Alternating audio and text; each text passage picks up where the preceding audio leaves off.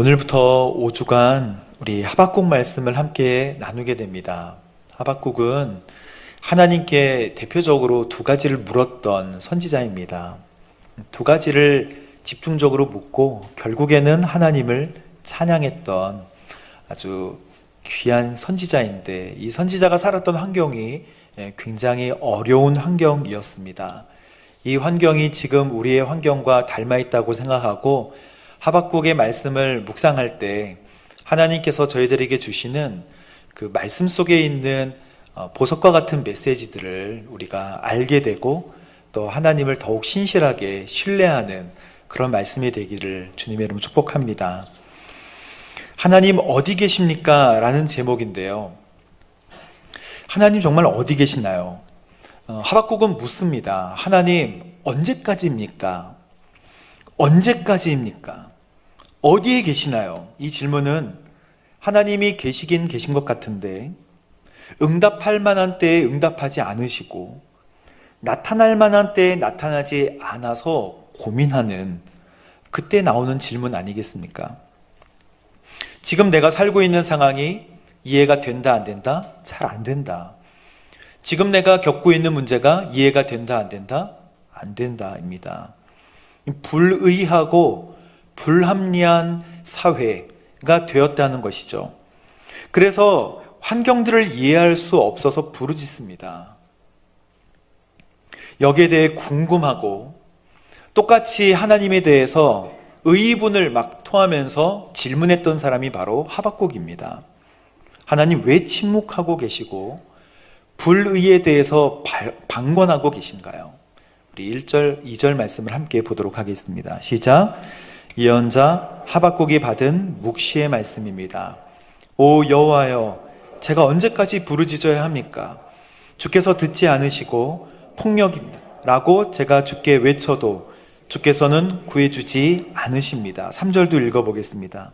왜 저로 하여금 왜 제약을 파괴와 폭력이 갈등이 있고 싸움이 일어납니다. 이 정의가 왜곡되고 또 공의가 무너지는 사회라는 것이죠.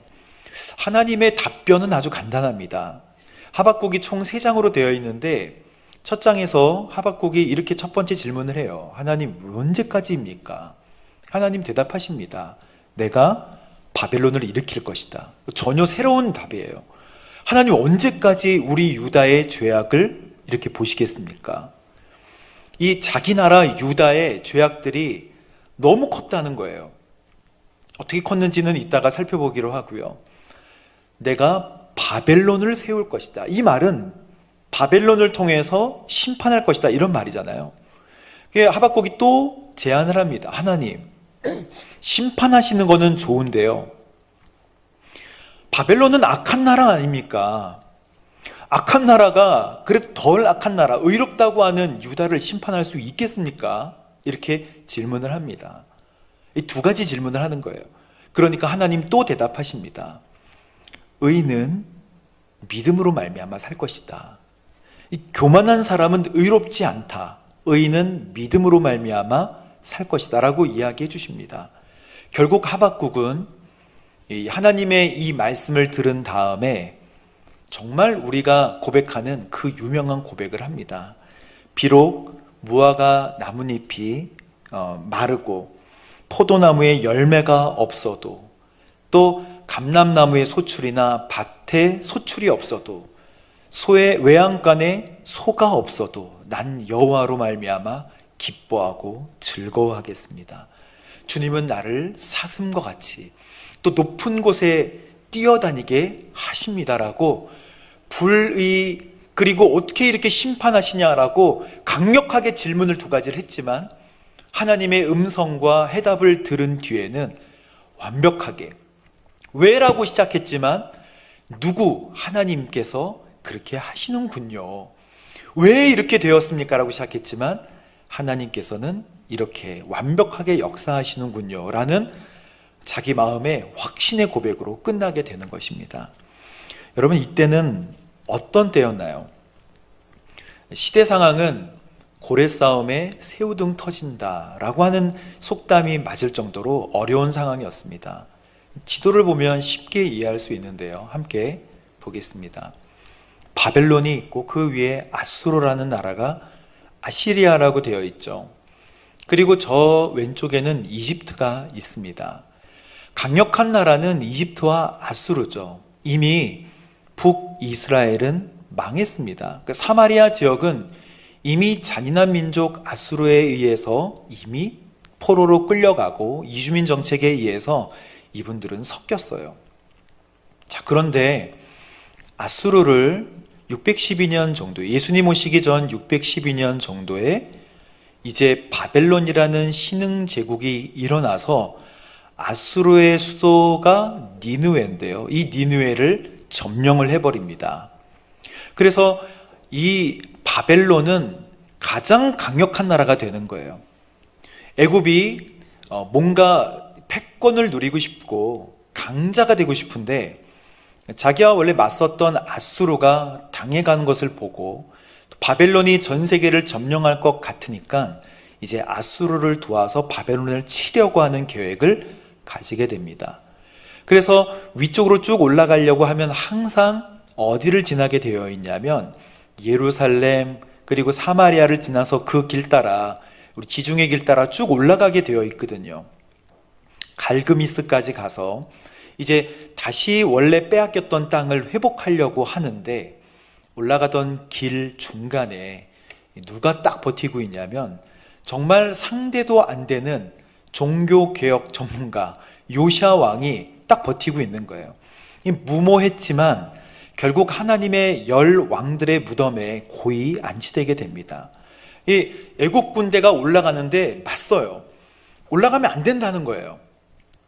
아수르를 도와서는 안 된다는 것입니다. 그래서 딱 버티고 있다가 정말 무모한 죽음, 아주 황당한 죽음을 맞이하게 됩니다. 화살 맞아 그냥 죽거든요. 싸워보지도 못하고 죽습니다. 하지만 이 사건 때문에 유다가 이제 기울어지기 시작해요. 왕들의 모습을 한번 보도록 하겠습니다. 어떤 왕들이 있는지. 요시야 왕이 종교개혁을 해서 하나님께 전무후무한 왕이다라고 칭찬을 받았거든요. 근데 여호아스, 여호야긴, 시드기야 하면서 나라는 망하게 되는데 여호아하스 왕을 이제 사람들이 세웁니다. 백성들이 왕은 있어야 되니까 세우죠. 근데 이 왕을 이제 폐위시키고 이제 여호야김 왕을 애굽의 왕이 세우는 거예요. 그 여호야김 왕을 한번 이름을 뚫어지게 보십시오. 그 먹는 김 생각하면 될 것 같은데요. 김 그리고 긴 이름이 긴인데 3개월밖에 다스리지 못해요. 김은 11년 동안 다스리고. 그런데 이 여호야김 왕이 폭군이었습니다. 왜 폭군이었냐면 열방 가운데 쌓여있기 때문에 특히 자기를 세웠던 애굽에게 조공을 바쳐야 되는데 조공을 한두 푼 줘야 되는 게 아니었어요. 그래서 백성들에게 수탈을 할 수밖에 없었던 것입니다. 강포를 행할 수밖에 없었던 것입니다. 강도는 아니지만 백성들을 못 살게 그 재산을 빼앗고 세금을 걷어서 갖다 바칠 수밖에 없었던 상황이죠. 그래서 여호야김은 이러지도 저러지도 못하는 상황에 있다가 결국에는 바벨론에 끌려가게 됩니다. 그리고 여호야긴 시드기하고 끝나는 거예요. 여호야김, 까만 먹는 김 시대에 1차 바벨론 침공이 있었고 긴 시대에 2차 침공이 있었고 시드기야 때 3차 침공에서 다 끌려가서 이제 나라가 망합니다. 누가 망할 줄 알았을까요? 선민 사상을 가지고 있었던 이스라엘은 망할 줄 몰랐습니다. 자기네들이 망할 것인가? 하박국도 그랬어요. 망하면 다르게 망하겠지. 설마 바벨론에게 망하고 아수르에게 망할 것인가? 생각했는데 진짜 망했던 것이죠. 결국 바벨론이라는 나라는 메소포타미아의 주인이 됩니다. 그리고 이제 바벨론이라는 나라가 엄청난 강대국으로 사람들을 힘들게 하고, 이제 유다는 정치적으로 외교, 안보 모든 것들이 다 불안한 나라가 되는 것이죠. 자, 그런데 이것뿐만이 아닙니다. 여호야김 왕이 이제 통치를 할 때 종교 도덕이 다 부패하게 돼요. 그래서 제사장도 이리저리 하나님의 말씀을 어떻게 해야 할지 모르고, 그리고 종교와 도덕들이 다 한순간에 무너져서 이 성전 안에 우상이 들어온다거나 하나님의 이름이 땅에 떨어지는, 멸시받는 일들이 벌어지게 됩니다. 희한한 거는 여호야김 왕의 아버지가 요시아였다는 거예요. 아무것도 없었을 때, 18살하고 20살 때 8살의 왕이 됐지만 종교 개혁을 합니다. 우상을 없애고 바알과 아세라의 상을 다 태워가지고 갈아서 정말 뿌려버리고, 이렇게 종교 개혁을 열심히 했던 왕의 아들은 왜 아버지를 따라가지 않는 것일까요? 이스라엘 백성들은 어쨌든 하나님의 택함을 받은 선민, 하나님의 택함을 받은 민족이었는데, 하나님의 민족이라는 것은 약속의 민족이라는 뜻이잖아요. 그런데 본인들이 망할 것을 상상도 못하고 생각지도 못했다는 것입니다. 하나님의 대답을 한번 들어볼까요? 그 상상도 못하는 대답을. 5절 말씀입니다. 시작. 다른 나라들을 보고 잘 살펴보아라. 놀라고 즐겁할 것이다. 내가 살아있는 동안에 내가 어떤 일을 행할 것인데 내게 말해주어도 너는 믿지 못할 것이다. 그러니까 믿지 못하고 상상도 하지 못할 일을 하나님 하신다는 거예요. 6절 말씀 보아라. 바벨론 사람들을 일으킬 것이다. 그들은 사납고 과격한 사람들이다. 남의 생활 터전을 빼앗으려고 온 땅을 돌아다닐 것이다.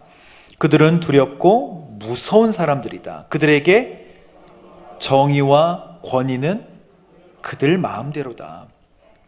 하나님이 말씀하시는 진짜 기이하고 상상도 못할 일은 무엇입니까? 바벨론을 세우겠다는 거예요. 우리는 하나님의 뜻을, 하나님 어떻게 이렇게 하실 수 있습니까? 어떻게 이 사람들 통해서 나를 어렵게 하실 수 있나요? 라고 하는 하나님의 상상도 못하는 일들이 있는 거예요. 왜 이런 일들이 일어났을까요? 우리가 이 장면만 보면 하나님 원망하게 되지만 전체로 보면 하나님의 구원의 계획인 줄로 믿습니다. 하나님께서는 치시지만 바벨론으로 끌려가서 70년 있다가 다시 돌아올 것을 약속해 주십니다. 하나님께서는 치시지만 싸매 주시고 때리시지만 감싸 주시는 줄로 믿습니다. 바벨론의 멸망을 예고한 사람은 하박국이잖아요. 그럼 아수르의 멸망을 멸망을 예언한 사람은 누군가요? 나훔입니다. 나훔. 요나를 통해서 하나님께서 그 나라가 멸망할 것이다라고 이야기를 해주셨죠. 150년 지나고 나훔이, 아수르 백성들이 요나가 3일길을 선포해야 하는데 하루 선포하거든요. 하루 선포하는데 모든 동물과 가축까지도 다 회개합니다. 왕이 그 말을 듣고 금식을 선포하는 거예요. 아니, 하나님의 말씀인가? 이게 하나님께서 우리를 치시겠다고 하시는 말씀인가? 라고 하면서 몸을 떨고 죄를 뒤집어 쓰고 모든 백성에게 금식을 하게 합니다. 요나는 아수르에 가기 싫었어요. 아수르는 잔인한 민족입니다. 한마디로 사람의 껍질을 벗기는 그런 잔인한 민족이라 우리도 한두 번 당했던 것이 아니에요. 그래서 다시스로 도망가려고 했지만 요나 끌려와서 거기에 회복의 메시지를 심판의 메시지를 선포하거든요. 근데 사람들이 아니나 다를까 회개 안 할 줄 알았는데 회개를 하는 거예요. 자, 그러나 150년 후에 나훔이 다시 이제 묵시를 합니다. 이 전이 나훔이잖아요. 나훔에도 보면 이것은 하나님의 묵시다. 여러분, 계시는 하나님의 구원의 말씀을 계시라고 합니다. 구원의 진리가 담겨 있는 것을 계시라고 해요. 묵시는 계시 안에 속하지만 심판을 특정하는 것입니다.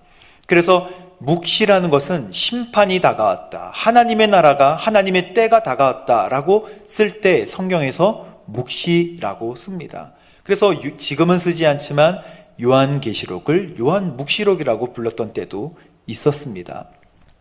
어쨌든 하나님의 백성을 힘들게 하는 악한 국가들을 통해서 하나님께서 심판을 하시는데, 우리는 이런 의문이 들어요. 그러면 선한 사람은 늘 선한 역할만 하고 악한 사람은 늘 악한 사람만 하냐?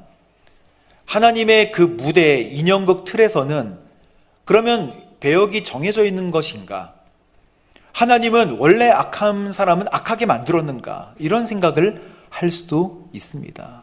그렇지 않죠. 하나님께서 요나를 통해서 그 땅에 메시지를, 니느웨 땅에 메시지를 선포했던 것을 보십시오. 다 회개합니다. 그리고 돌아와요.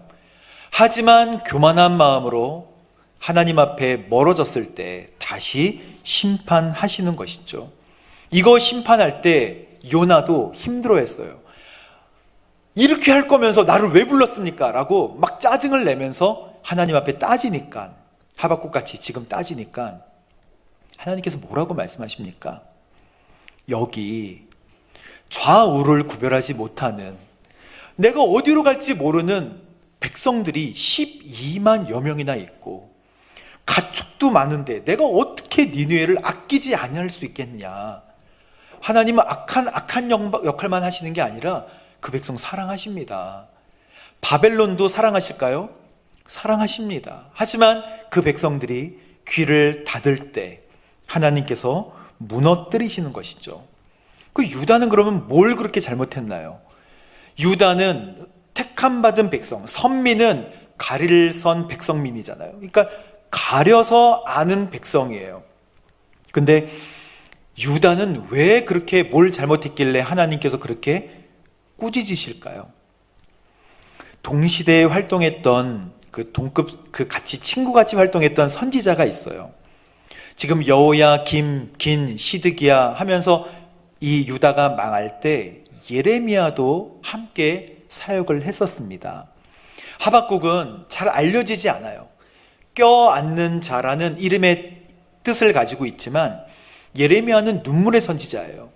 하박국은 하나님께 대놓고 물어봤는데 예레미야는 눈물을 흘리면서, 여러분 바벨론에게 멸망당하지만 70년 뒤에는 돌아오게 하신다고 약속하셨으니까 여러분 율법의 말씀을 잊었다 할지라도 이제는 마음속에 새겨주시니까 꼭 기억하십시오 라고 눈물 흘리면서 결혼도 안 하고 못하고, 하나님 하지 말라 그랬어요. 못하고 말씀을 선포했던 선지자입니다.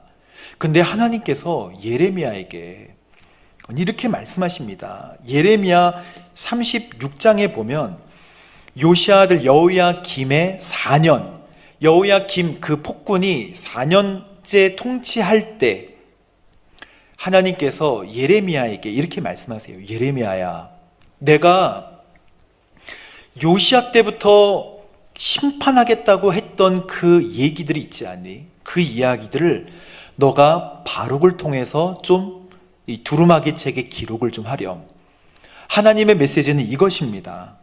36장 3절에 보면 혹시 유다 집이 내가 그들에게 행하려고 생각하는 모든 재앙에 대해서 듣고서 그들 각자가 자기 악한 길에서 떠날지도 몰라. 하나님은 그렇게 말씀하시는 거예요. 하나님은 회개하면 돌이킨다.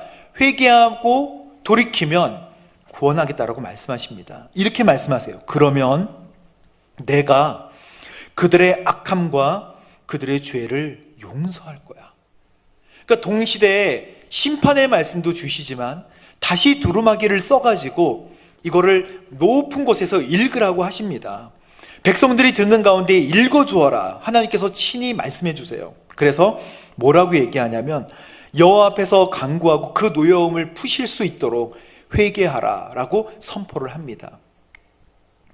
여러분, 이렇게 선포하는 그 두루마리에 썼던 하나님의 말씀을 이제 관료들이 듣고 그 말씀을 가져다가 서로 읽어볼 때 이 여호야 김 왕도 그 소식을 들어요. 예레미야 36장 읽어보십시오. 그러면 그 말씀을 가지고 와서 여후디가 왕에게 읽게 합니다. 읽어봐라. 읽습니다. 하나님의 심판의 말씀을. 그리고 돌아오면 내가 너희를 구원할 것이다 라고 하는 그 말, 생생한 하나님의 음성을 읽게 해요. 그런데 그때가 9월이고 약간 추웠는지 화롯불을 이렇게 피워놨는데 여후디가 3장, 4장 정도 읽으니까 그 서기관의 칼로, 면도칼 같은 것이겠죠. 그것을 쭉쭉 찢어가지고 3장, 4장 읽으면 다 읽었느냐 하고 이것을 화롯불에 넣어버리는 거예요. 또 3장, 4장 하나님의 말씀을, 그 심판의 말씀과 사랑의 말씀을 읽으면 또 그것을 가져다가 화롯불에 넣어버립니다. 여호야김 왕이 하나님의 말씀, 물론 열강 때문에 스트레스 받은 것은 알겠어요. 바벨론에게 의지해야 할지, 내가 왕인데 아수르에게 의지해야 할지, 애굽에게 의지해야 할지 잘 모르겠다. 스트레스가 많았던 것은 이해합니다. 하지만 우리가 어디로 갈지 모를 때는 꽉 붙들어야 되는 게 하나님 한 분입니다. 하나님 붙들어야죠. 하나님이 길과 진리가 되어 주십니다. 하나님을 멸시했어요. 그 말씀을 태워버렸습니다. 책을 덮은 것도 아니고 하나님의 말씀을 듣지 않도록 태워버린 거예요. 하나님을 멸시한다, 하나님을 우습게 본다는 것 아니겠습니까? 그래서 하나님께서 심판하실 수밖에 없으셨습니다. 하나님께서는 백성들을 사랑하시지만 하나님께서는 심판하실 수밖에 없으셨던 거예요. 남유다가 얼마나 어리석었냐면 이 말씀을 듣고 회개하면 하나님께서 그 심판을 거두셨을 텐데 하나님을 업신여기는 세대가 되었다는 것이죠. 하박국 선지자는 악인이 세상에서 득세하는 것 같고 승리하는 것 같아 보이지만 여전히 세상을 다스리고 통치하시는 분은 하나님이시다라는 메시지를 선포하고 있습니다. 사랑하는 성도 여러분, 하나님은 어디나 계신 줄로 믿습니다. 여기도 계시지만 교회 바깥에도 주차장에도 계시는 줄로 믿습니다. 평택에도 계시지만 서울에도 계세요. 그리고 여기도 계시지만 미국에도 계시고 또 이 공간 안에도 계시지만 북한에도 계세요. 하나님이 양다리를 걸쳐놓는 거 아닙니다. 하나님이 어디나 계시다라고 하는 것은 하나님의 편재성이라고 하죠. 하나님이 안 계신 곳에는 우리가 존재할 수 없다는 뜻입니다. 그리고 모든 공간이 하나님 안에 있다라는 뜻이에요. 그러므로 하나님이 어디나 계시다는 말을 다시 생각해 보면 하나님은 모든 것을 아신다는 뜻입니다. 어디나 계시고 누구의 말도 다 듣고 계시니까 모든 것을 알고 계세요. 그러면 하나님은 두 가지가 돼요. 가장 지혜로우시고 지식에 있어서 가장 뛰어난 분이 바로 우리 하나님이십니다. 그러니까 우리가 판단하는 것보다 하나님께서 판단하여 주시는 것이 안전한 거예요. 그러므로 우리가 어려움과 환난이 있을 때 누구를 붙들어야 되는가? 하나님 붙들어야 되는 줄로 믿습니다. 하나님께서 말씀하세요. 내가 너희를 결코 버리지 않고 떠나지 않으리라. 히브리서 13장 5절에 말씀하십니다. 그리고 마태복음 28장 20절에 볼지어다 내가 세상 끝날까지 너희와 항상 함께 있으리라 라고 약속해 주십니다. 또 어떻게 말씀하시냐? 여호와가 말하노라 나는 천지에 충만하지 않냐. 어디나 계신다는 거예요. 시편 32편 8절에 보면 그렇게 말씀하셨어요. 여러분 요나 보십시오. 다시스로 가던 요나가 큰 물고기에 먹히잖아요. 큰 물고기 뱃속에도 하나님이 계셨을까요? 계셨습니다. 하나님 거기도 계세요. 또 다니엘의 세 친구들 보십시오. 금신상에게 절하지 않았다고 해서 7배나 뜨거운 풀무불에 들어가게 되지만 그 안에는 하나님이 계셨는가요? 계셨습니다. 그 안에도 함께 하셨습니다. 하나님은 우리 마음속에도 계시고 어디나 계시는 분이신 줄로 믿습니다. 그래서 하나님이 우리와 항상 함께 하신다는 사실을 만약에 우리가 진짜 믿는다면, 하나님께서 나와 함께 하신다는 내 모든 것을 아시고 또 내가 고민하는 그 사람이나 모든 관계의 역학들을 다 알고 계신다고 정말 확신한다면 우리를 덮치는 고난이나 어두운 상황을 두려워할 필요가 있다 없다? 없다는 것입니다. 그게 내 뜻대로 하나님 왜 이렇게 하십니까? 라고 해서 환경과 상황이 순식간에 바뀌지 않는다 할지라도 하나님께서는 신실하게 그분의 구원의 역사를 이루어 가실 줄로 믿습니다. 그래서 하나님께서 말씀하세요. 10절과 11절 말씀 보십시오. 그들이 왕들을 비웃고 관리들을 조롱할 것이다. 그들이 모든 요새를 비웃고 흙 언덕을 쌓아서 그곳을 침략한다. 그들은 바벨론 군대입니다. 근데 11절 말씀해 보세요. 하나님이 그들을 사용하시지만 뭐라고 하시나요? 그러나 자기 힘이 신이라고 여기는 죄인들, 이 바벨론 사람들을 얘기해요. 그들도 어떻게 된다고요? 바람처럼 사라져 없어질 것이다. 할렐루야. 무엇이 중요한가요? 하나님은 침묵하고 고요한 가운데서도 일하신다. 할렐루야. 하나님의 멈춰있는 것 같은 상황에서도 하나님과 대화하십시오. 하나님과의 대화와 만남은 우리를 변화시켜 주실 줄로 믿습니다. 하나님이 가장 완전한 계획, 그리고 가장 안전한 계획을 가지고 계신 줄로 믿습니다. 우리가 고백할 때 하나님 어디 계십니까? 하나님 도대체 어디 계십니까? 라고 고백하지만 그 순간에 우리가 침묵하고요. 하나님 그렇습니다.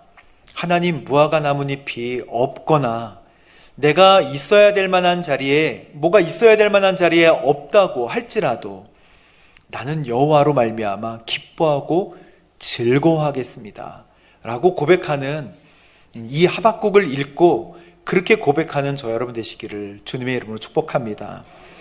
하나님께서 큰 그림을 가지고 계신다. 신실한 약속의 백성이잖아요.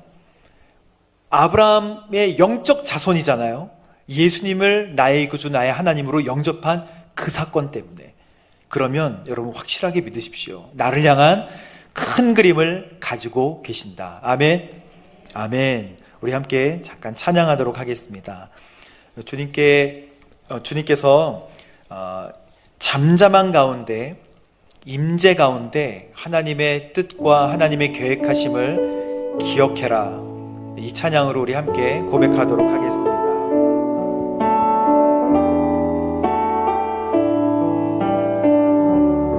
주의 임재 앞에, 주의 임재 앞에 잠잠 주 여기 계시네.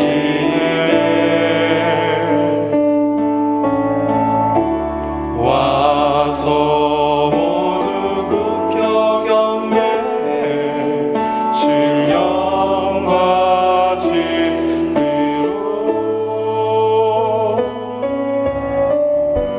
순결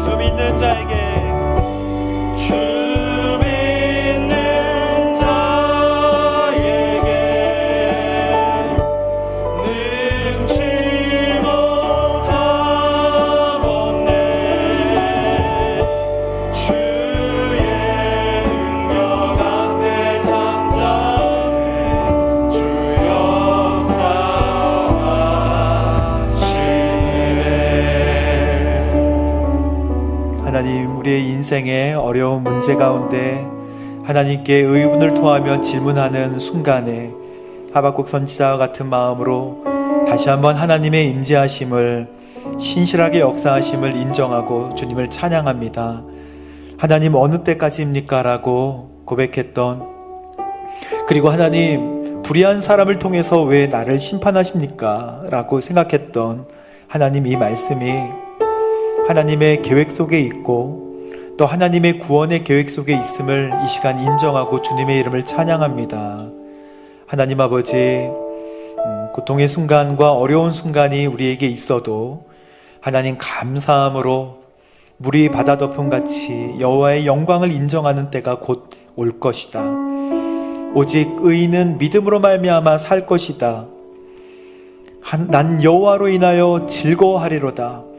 구원의 하나님의 이름을 기뻐하리로다. 고백하는 우리가 될 수 있도록 인도하여 주옵소서.